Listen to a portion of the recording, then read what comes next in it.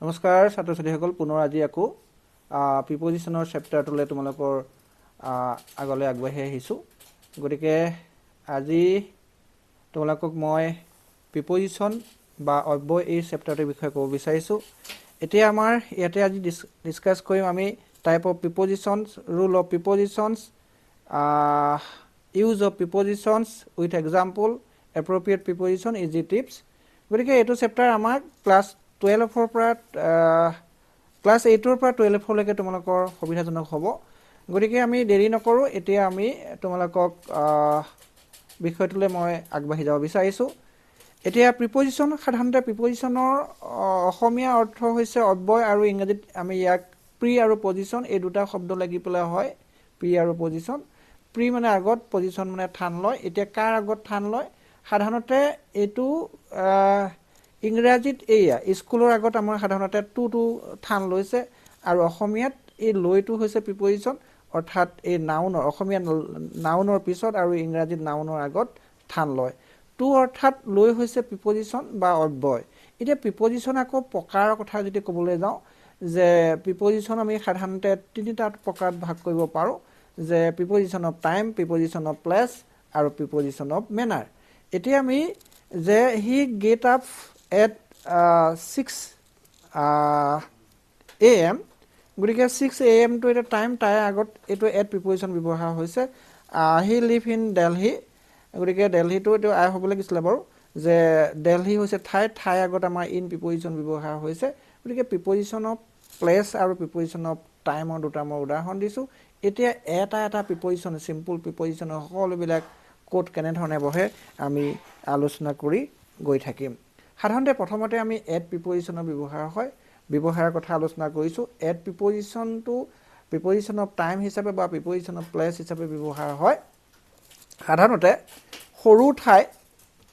ঠাই ঘড়ীৰ সময় আগত এড ব্যৱহাৰ হয় আৰু লগতে ডেস্ক বা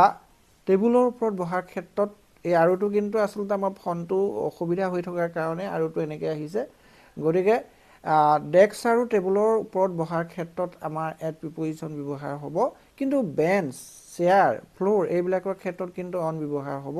ইয়াতে আমি উদাহৰণ দিছোঁ হি লিভছ এট পানীগাঁওটো সৰু ঠাই সেইকাৰণে আমাৰ এড ব্যৱহাৰ হ'ল আৰু এইটো ঘড়ীৰ সময় এই ঘড়ীৰ সময় আগত এড ব্যৱহাৰ হ'ল আৰু ডেস্কত বহাৰ ক্ষেত্ৰত এড ব্যৱহাৰ হৈছে ডেস্ক টেবুল এইবিলাকত যদি বহিবলৈ যোৱা হয় তেতিয়াহ'লে এড ব্যৱহাৰ হ'ব কিছুমান নিৰ্দিষ্ট সময়ৰ আগত এড ব্যৱহাৰ হয় যেনেকৈ নাইট মিডনাইট নোন ডন আদি আগত এড ব্যৱহাৰ হয় কিন্তু মৰ্ণিং ইভিনিং আফটাৰনুন আৰু ডে এইবিলাকৰ আগত আমি কিন্তু ইন ব্যৱহাৰ কৰিব লাগিব কিছুমান নিৰ্দিষ্ট ঠাই যেনেকৈ হোম স্কুল দৌৰ library cricket at all place play work ইত্যাদিৰ আগত কিন্তু এড ব্যৱহাৰ হ'ব এতিয়া 4 নম্বৰ হৈছে এই যিবিলাক শব্দ distance short notice war any time speech the office at the age of 60 at hand at a time at things at the same time at the beginning at the meeting এইবিলাকৰ আগত কিন্তু add ব্যৱহাৰ হ'ব এইকেইটা উদাহৰণ দি দেখুৱাই দিছোঁ যে হোমৰ আগত আমি এড ব্যৱহাৰ কৰিছোঁ নাইটৰ আগত আমি এড ব্যৱহাৰ কৰিছোঁ তেনেধৰণে ফুল স্প্ৰিট তাৰ আগত আমি এড ব্যৱহাৰ কৰিছোঁ এতিয়া আমি অনৰ ব্যৱহাৰৰ কথালৈ গুচি গ'লোঁ অন ক'ত ব্যৱহাৰ কৰিম বিশেষকৈ টাইমৰ ক্ষেত্ৰত ঘড়ীৰ টাইমৰ আগত আমি এড ব্যৱহাৰ কৰোঁ যেতিয়া আমাৰ ঘড়ীৰ টাইমটো প্ৰায় যেতিয়া ওপৰলৈ গুচি যাব ঘড়ীৰ টাইমটো যেতিয়া মানে 24 ঘণ্টাৰ পিছলৈ গুচি গ'লেতো এটা সময়টোৱে বেলেগ টাইম বা বেলেগ এটা নাম ল'ব সময়টো এটা বেলেগ নাম ল'ব আৰু সেই নামটো হৈছে বাৰ আৰু তাৰিখ সেইকাৰণে আমি বাৰ আৰু তাৰিখৰ আগত আমি কি কৰিম অন ব্যৱহাৰ কৰিম এইখিনিতে কিন্তু মনত ৰাখিব লাগিব কি টাইম শব্দটো যদি পাষ্ট টেন্স টাইম শব্দটোৰ কথা কৈছোঁ দেই পাষ্ট টেন্সত হ'লে ইন ব্যৱহাৰ কৰিম আৰু লগতে প্ৰেজেণ্ট আৰু ফিউচাৰ টেন্সত হ'লে অন ব্যৱহাৰ কৰিম এতিয়া ইয়াতে আমি উদাহৰণ কেইটামান দিছোঁ এয়া ছানডেটো হৈছে বাৰৰ আগত আমি কি কৰিলোঁ অন ব্যৱহাৰ কৰিলোঁ এইটো এতিয়া ৰিচটো এতিয়া পাষ্ট টেন্সৰ কাৰণে আমি তাৰ আগত আমি ইন ব্যৱহাৰ কৰিলোঁ এতিয়া নেক্সট নিয়মটো হৈছে খাই বৈ জীয়াই থকা যে মানুহে আমি কি খাই জীয়াই থাকোঁ আমি এতিয়া ব্ৰেড খাই জীয়াই থাকোঁ আমি আহাৰ খাই জীয়াই থাকোঁ সেইকাৰণে তাৰ আগত আমি অন ব্যৱহাৰ কৰিলোঁ এতিয়া কাৱে কি খাই জীয়াই থাকে ঘাঁহ খাই জীয়াই থাকে সেইকাৰণে মানে গ্ৰাছৰ আগত আমি কি ব্যৱহাৰ কৰিলোঁ অন ব্যৱহাৰ কৰিলোঁ এতিয়া কিন্তু ভিক্ষা কৰি খোৱা আৰু জীৱন নিৰ্বাহৰ উপায় যিকোনো জীৱন নিৰ্বাহৰ উপায়ৰ আগত কিন্তু আমাৰ কি অন ব্যৱহাৰ হ'ব। এতিয়া আমি খোজকাঢ়ি যোৱাৰ ক্ষেত্ৰত বা জন্তুৰ পিঠিত যোৱাৰ ক্ষেত্ৰত বা জন্তুৱে টনা গাড়ী যোৱাৰ ক্ষেত্ৰত আমাৰ অন ব্যৱহাৰ হ'ব। কিন্তু আনৰ গাড়ীত যোৱাৰ ক্ষেত্ৰত বাই ব্যৱহাৰ হ'ব। আনৰ গাড়ী বুলি ক'লে বা আনৰ বাহন বুলি ক'লে এৰোপ্লেন, উৰাজাহাজ, এৰোপ্লেন বা উৰাজাহাজ বা সাগৰীয় জাহাজ বা ট্ৰেইন, বাছ, যিয়ে নহওক আনৰ বাহন হ'লে বাই ব্যৱহাৰ হ'ব। আৰু নিজৰ বাহন বুলি ক'লে তোমাৰ কাৰৰ ক্ষেত্ৰত ইন ব্যৱহাৰ হ'ব। নিজৰ বাহন যদি আমি পিঠিৰ ওপৰত উঠি যাওঁ, যেনেকৈ বাইক বা এইটো ইয়াত মই যদিও দিয়া নাই, মই কৈ থৈছোঁ, বাইক বা তোমাৰ বাইচাইকেলৰ যোৱাৰ ক্ষেত্ৰত আমি বাই ব্যৱহাৰ কৰিব লাগিব। এইটো উদাহৰণ দিছোঁ, he goes to school on foot, বোলে I visit Kaziranga on elephant back, we travel the city by bus, এনেকুৱা ধৰণৰ হ'ব। ওপৰত লাগি থকাৰ ক্ষেত্ৰত অন ব্যৱহাৰ হ'ব, কিন্তু ওপৰত ওলমি থকাৰ ক্ষেত্ৰত অভাৰ ব্যৱহাৰ হ'ব। এতিয়া আমাৰ the book is on the table, the sky is over our head. ইনৰ কথা যদি ক'বলৈ যাওঁ তেতিয়াহ'লে সপ্তাহ, মাহ, ঋতু, বছৰ, দশক, শতিকা আদিৰ আগত ইন ব্যৱহাৰ হ'ব। অৰ্থাৎ বাৰ বা তাৰিখৰ ওপৰত আমি সপ্তাহ পাওঁ, মাহ পাওঁ, ঋতু পাওঁ, দশক পাওঁ, বছৰ পাওঁ, শতিকা পাওঁ, এইবিলাকৰ আগত ইন ব্যৱহাৰ হ'ব। এতিয়া আমি I have done this work in a week, সেয়া যে new year celebrate in January, গতিকে এইখিনি আমি উদাহৰণ দিছোঁ। এতিয়া আমি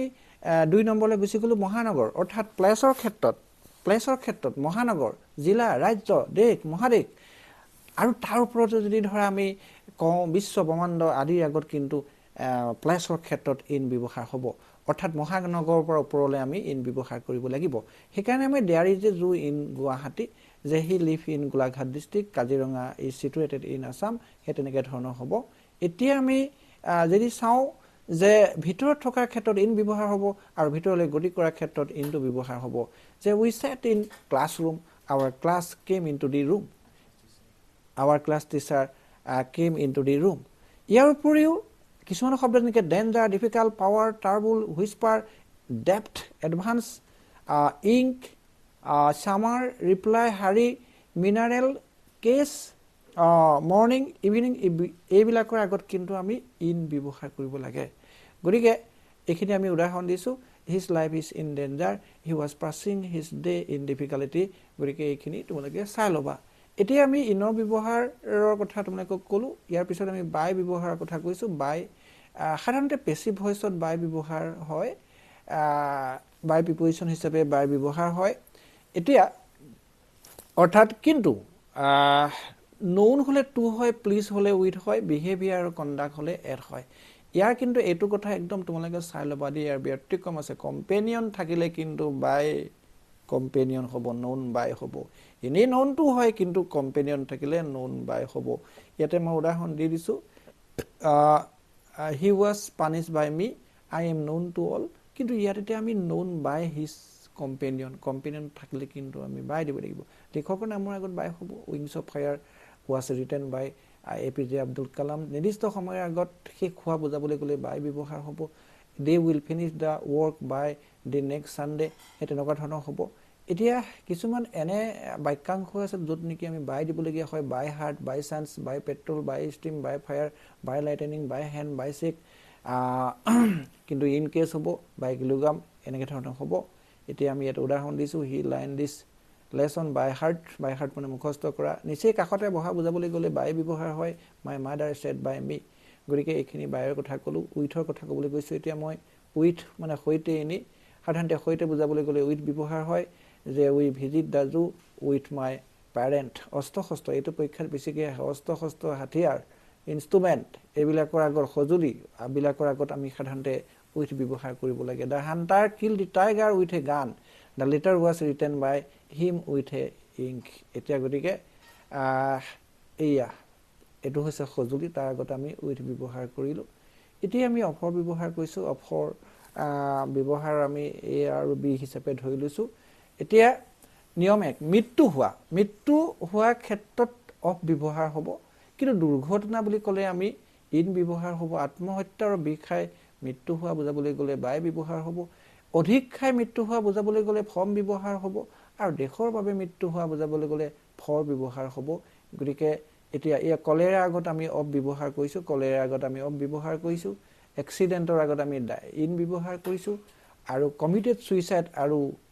বাই টেকিং পয়জন বিষ খোৱা আৰু ছুইচাইড কৰাৰ ক্ষেত্ৰত বাই ব্যৱহাৰ হ'ব